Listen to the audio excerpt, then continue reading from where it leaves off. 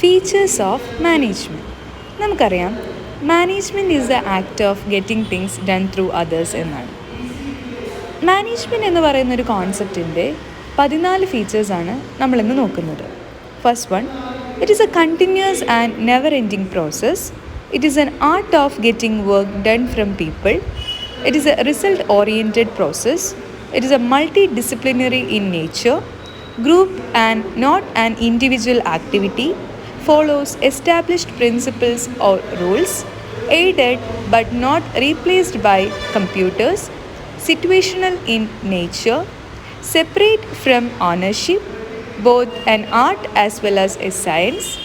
It is a all-per-service and intangible, but its impact is felt.